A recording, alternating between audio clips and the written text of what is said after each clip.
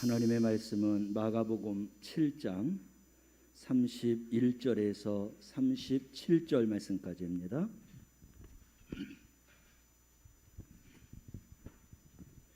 마가복음 7장 31절에서 37절 말씀까지입니다. 찾으셨으면 아멘. 말씀을 함께 봉독합니다. 예수께서 다시 두로 지방에서 나와 시돈을 지나고 데가볼리 지방을 통과하여 갈릴리 호수에 이르시매 사람들이 기먹고 말 더듬는 자를 데리고 예수께 나와 안수하여 주시기를 간구하거늘 예수께서 그 사람을 따로 데리고 무리를 떠나사 손가락을 그 양 귀에 넣고 침을 뱉어 그의 혀에 손을 대시며 하늘을 우러러 탄식하시며 그에게 이르시되 에바다 하시니 이는 열려라 라는 뜻이다. 그의 귀에 열리고 혀가 맺힌 것이 곧 풀려 말이 분명하여 졌더라. 예수께서 그들에게 경고하사 아무에게도 이르지 말라 하시되 경고하실수록 그들이 더욱 널리 전파하니 사람들이 심히 놀라 이르되 그가 모든 것을 잘하였도다. 못 듣는 사람도 듣게 하고 말 못하는 사람도 못한다 하니라. 아멘.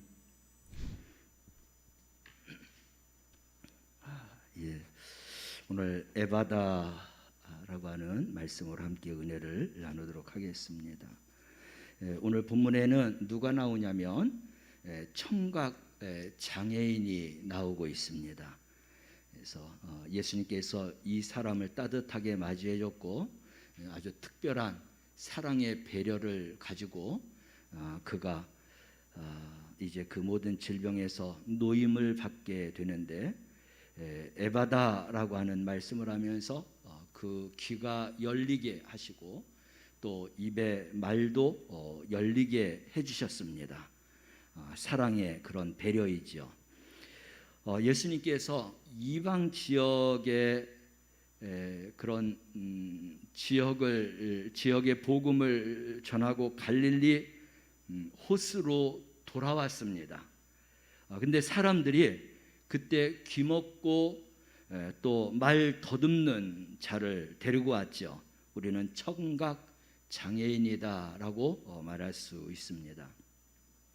그래서 예수님 이에게도 안수해서 고쳐달라라고 요청을 합니다. 예수님께서 그동안 많은 불치병들을 고치셨죠. 말씀으로 또 그가 갖고 있는 믿음으로 여러 가지 방법을 통해서 고쳐주셨는데 주로 안수하여서 그렇게 고쳐주셨습니다. 그런데 오늘 본문 말씀에서는 예수님께서 저들의 부탁대로 하지 않았습니다.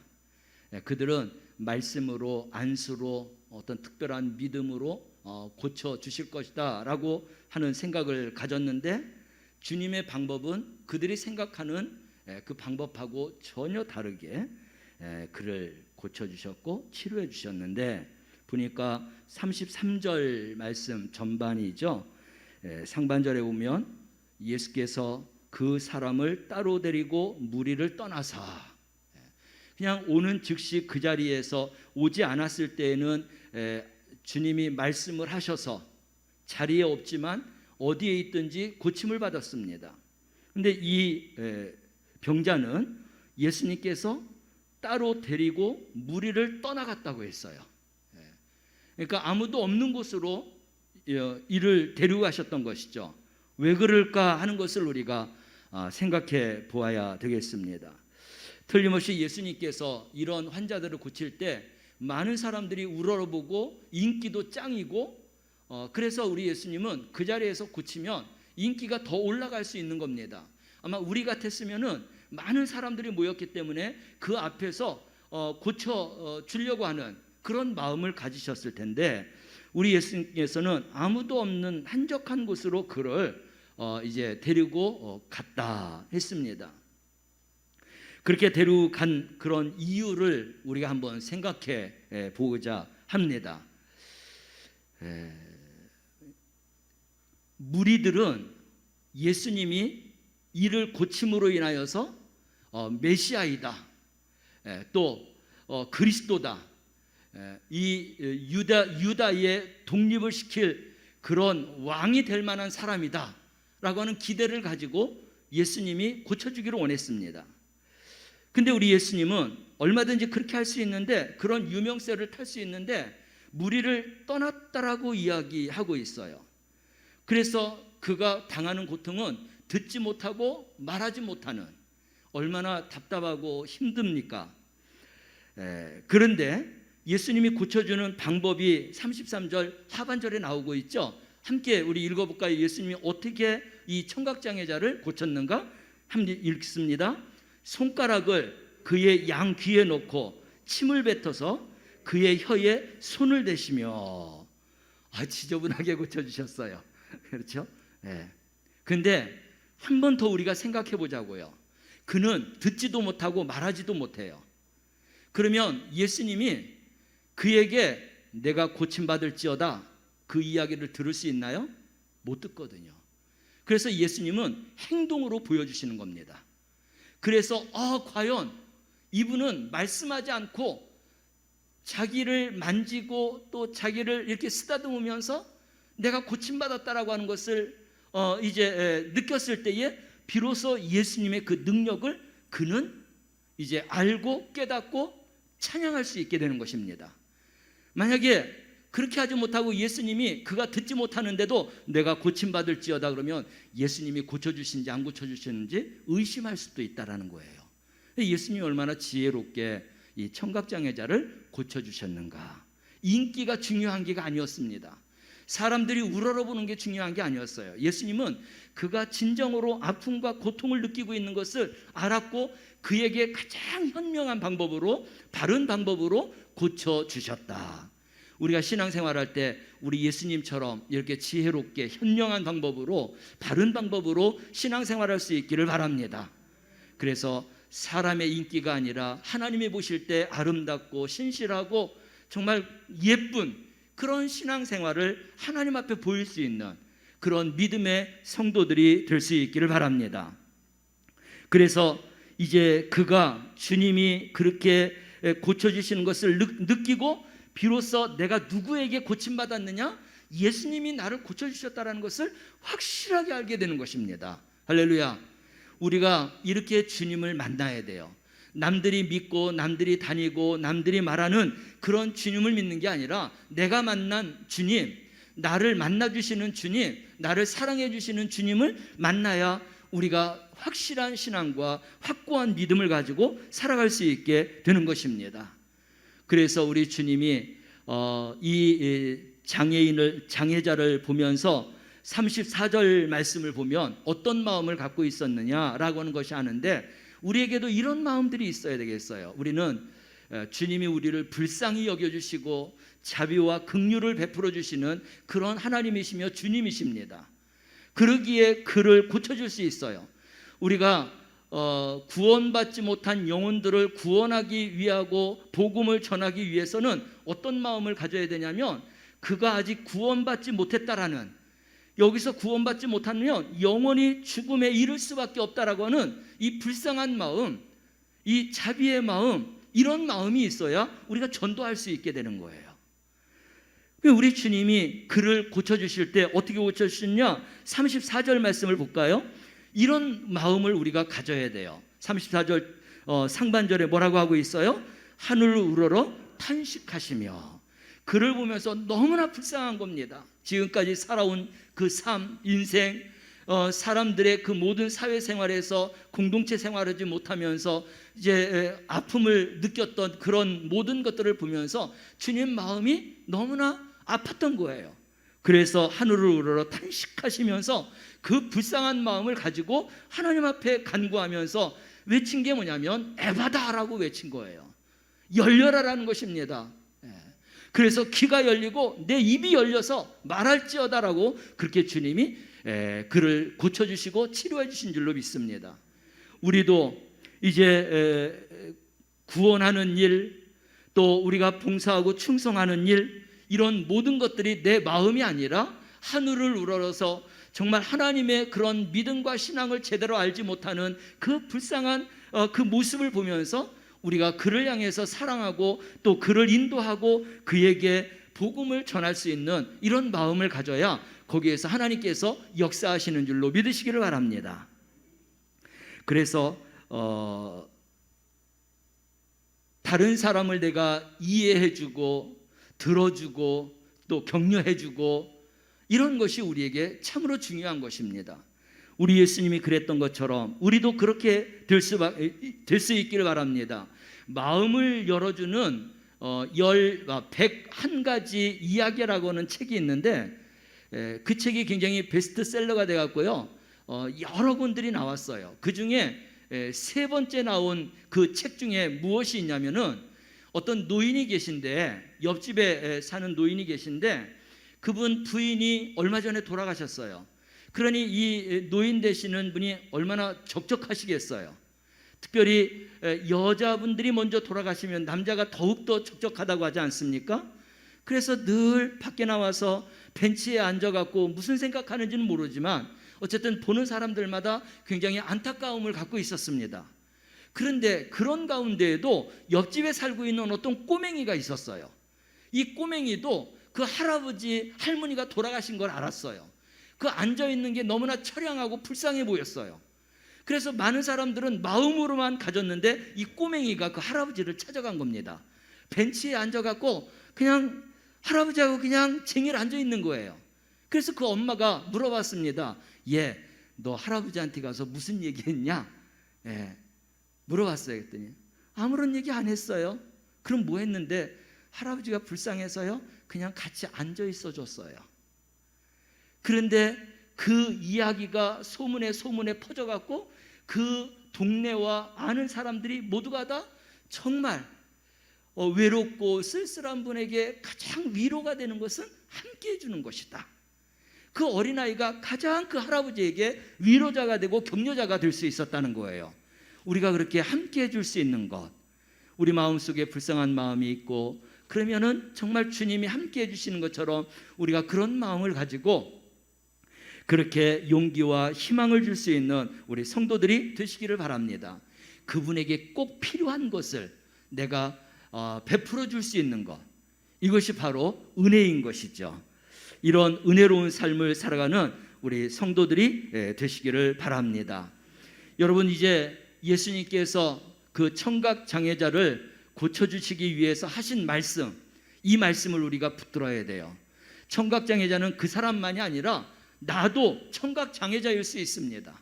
하나님 앞에서 아직도 보지 못하고 듣지 못하고 그리고 마음만 끌어안고 살아가는 문제들이 수없이 또 많아요. 그래서 다른 사람만 문제라고 생각하지 말고 내가 문제다라고 하는 것을 생각하시길 바랍니다. 그래서 정말로 주님이 늘 나에게 말씀해 주시고 내가 주님과 함께 정말 대화하고 그리고 주님과 함께 동행하고 하는 이런 삶 속에서 하나님이 나에게 기쁨과 소망과 그런 감사가 넘쳐나는 그런 삶을 우리에게 열어주셔야 되는 거예요. 그래서 이 에바다는 이 청각장애자뿐만 아니라 나에게도 반드시 주님의 음성으로 들려와야 될 줄로 믿습니다. 그래야 우리가 희망 있게 살아갈 수 있어요. 그래서 우리는 항상 우리의 마음을 열어놓아야 됩니다. 또 우리의 귀도 열어놓아야 돼요. 우리 마음도 열어놓아야 돼요. 우리 하나님, 예수님, 성령님과 같이 함께 동행하고 함께 그렇게 살기를 원한다고 하면 우리는 하나님, 예수님, 성령님을 알아야 돼요. 그분들은 전지전능하신 그러한 하나님이십니다. 그리고 그분들과 동행하고 함께 하려고 하면 그분들은 인격을 갖고 계세요. 그래서 우리는 인격적으로 그분을 만나야 비로소 하나님의 은혜를 입을 수 있는 것입니다. 하나님이 우리에게 보고 듣고 열어주는 그런 은혜를 우리에게 허락해 주시는 줄로 믿으시길 바랍니다. 그래서 항상 내 안에 오셔서 성령님이 나를 주장해 주시고, 하나님께서 나와 동행하여 주시고, 주님이 항상 나에게 말씀해 주시고, 그리고 하나님의 말씀을 늘 나에게 깨닫게 하고 들려주시고, 그렇게 감동을 주셔서 그 속에서 우리가 정말 순종하고 따라 살아가는 이 삶을 살 때 우리는 닫혔던 모든 것들이 열어지게 될 줄로 믿습니다. 그리고 정말로 천국의 삶을 살아가게 될 줄로 믿습니다. 우리가 이 땅을 살면서 그렇게 살아가야 돼요. 이렇게 살아가기 위해서 우리 주님은 언제든지 우리가 원하면은 눈을 뜨게도 하시고, 귀도 열어주시고, 답답한 마음도 열어주시고, 우리의 정말 장애물과 모든 험한 길들을 다 하나님께서 열어주실 줄로 믿습니다. 그래서 우리는 이런 은혜 가운데 살아가시기를 바랍니다. 찬양 부를 때, 열려라 할 때 얼마나 기분이 좋아요. 하나님께서 내 모든 고민들, 내 모든 문제들, 내가 정말 헤아릴 수 없는 많은 이런 험한 그런 큰 그런 장애물들, 이 모든 것들을 하나님이 다 열어주시고 치워주시고, 그리고 길을 열어주신다는 거예요. 그런 은혜가 우리 성도들에게 오늘도 내일도 하나님의 나라에 갈 때까지 계속해서 이어질 수 있기를 주님의 이름으로 축원합니다. 청각 이 장애인은 우리 주님이 특별하게 다른 곳을 무리를 떠나서 그래서 고쳐주셨다고 했어요. 여러분, 무리를 떠나는 것은 조용한 시간이에요. 우리가 기도하는 시간, 말씀을 묵상하는 시간, 또 하나님과 함께 깊은 대화하는 시간입니다. 이런 시간 속에서 우리에게 열려지는 그러한 놀라운 축복을 허락하여 주실 줄로 믿습니다. 그래서 주님께서 열어주시는 이 열림 속에서 우리가 반드시 받아야 될 것은 성령의 능력, 성령의 권능, 또 성령의 그런 인도하심을 받아야 우리는 성령님과 함께 우리가 정말 소망하는 그런 삶을 살아가게 될 줄로 믿습니다. 우리가 성령님께서 우리 안에 오셔서 역사하시는 것을 우리가 잘 알죠. 성령의 감화와 감동도 있어요. 말씀을 알게 하고 깨닫게 하고 생각나게 하시고 행하게 하시고 또 능력을 주시고 이런 모든 것들이 있습니다. 근데 어떻게 역사하느냐? 나에게 특별하게 역사하는 그런 은혜로 우리에게 주시는 게 있어요. 우리 192장 임하소서 찬양 보면 우리 성령님께서 우리에게 역사하고 주시는 그런 특별한 은사가 있지 않습니까? 어떻게 역사하신다고 했어요? 바람 같은 성령으로 역사해 주신다고 했습니다. 또 불과 같은 그런 성령으로 역사해 주신다고 했어요. 생수와 같이 솟아나는 그런 기쁨으로 충만한 성령으로 역사해 주신다고 했어요. 또 한 가지 뭐예요? 기름 부어서 역사하신다고 했어요. 이 네 가지를 우리가 잊지 마시기를 바랍니다. 그래서 하나님께서, 성령님께서 나에게 지금 이렇게 역사하시는구나, 기름 부어 역사하시는구나, 강한 바람처럼 나에게 역사해 주시는구나, 생수의 기쁨처럼 나에게 그렇게 역사해 주시는구나, 불과 같은 그런 뜨거운 권능을 가지고 역사해 주시는구나. 그래서 우리가 사도행전 1장 8절 말씀을 보면 우리가 땅끝까지 복음을 전하는 자로서 살아갈 수 있는 방법은 성령의 권능을 받아야 되는 거예요. 이 네 가지의 그런 하나님께서 역사해 주시는 성령의 충만함 속에서 우리는 주님의 일을 감당할 때 모든 것들이 다 열려지게 될 줄로 믿습니다. 이런 은혜 가운데 우리가 살아가야 될 줄로 믿습니다. 이 에바다라고 하는, 열려라라고 하는 이것은 활짝 열리는 거예요. 조금이 아닙니다. 정말 화통하게 열리는 거예요. 그러므로 우리는 이런 은혜 가운데에서 살아갈 수 있기를 바랍니다. 그냥 환자들만, 아픈 자들만 생각하지 말고, 내가 말하지 않아서 그렇지 우리 모두가 다 앓고 있는 영혼육의 아픔들과 고통과 질병들이 얼마나 많이 있습니까? 이런 모든 것들을 고침받아야 되지 않겠어요? 어떻게 고침받으라고요? 눈도 떠지고, 귀도 열리고, 마음도 열리고, 나의 모든 길도 열리고, 가정도 열리고, 자녀도 열리고, 모든 것들이 다 열려지는 그러한 은혜 가운데 살아가는 우리 성도들 되시길 바랍니다. 이게 에바다의 은혜예요. 마치 만사 형통과 같은 그런 은사이지 않습니까? 임마누엘, 세상 끝날까지 내가 너와 함께 하겠다라고 하는 이런 하나님의 은혜가 이 에바다 속에서 우리가 이제 살아가게 될 줄로 믿습니다. 이런 은혜와 이런 소망 가운데 살아가는 우리 성도들이 되시기를 주님의 이름으로 축원합니다.